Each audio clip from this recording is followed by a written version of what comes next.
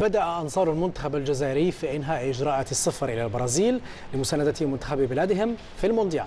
ومن المقرر أن يبلغ عددهم 2000 مناصر. مراسلنا حسين بوصلاح رافق اثنين من هؤلاء المناصرين ونقل لنا كيفية إنهاء إجراءات السفر.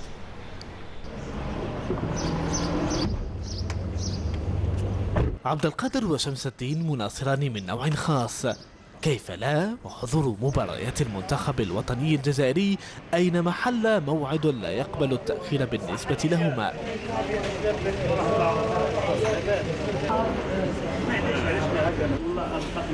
الجزائر في المونديال، وهذا يعني أن عبد القادر وشمس الدين أيضا ببلد السامبا.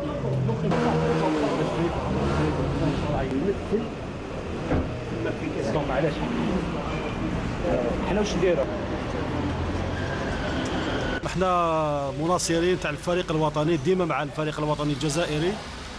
رانا قريب 90% فرينا الجميع الاجراءات باش ننتقلوا للبرازيل ان شاء الله لمسانده الفريق الوطني الجزائري. بخصوص الفيزا فريناها الحمد لله.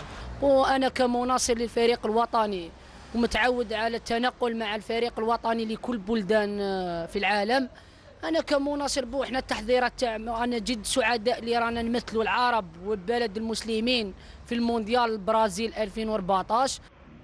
فمع بداية العد التنازلي لرحلة الأنصار لمساندة الممثل الوحيد للعرب، يبدأ أكثر من 2000 مناصر جزائري التوجه إلى بلد السامبا بتنظيم من وكالات سياحية.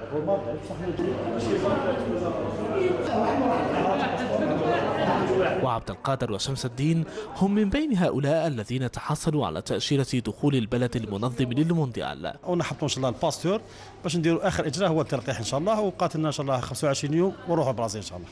الإجراء الأخير هو التوجه نحو معهد باستور للقيام بالتلقيح ضد الأمراض المعدية التي قد تواجههم هناك. أكملنا كل الإجراءات، الفيزات ديناها، البييت ديناه، الأورو شونجيناه، والتلقيح درناه إلى البرازيل إن شاء الله، إلى البرازيل.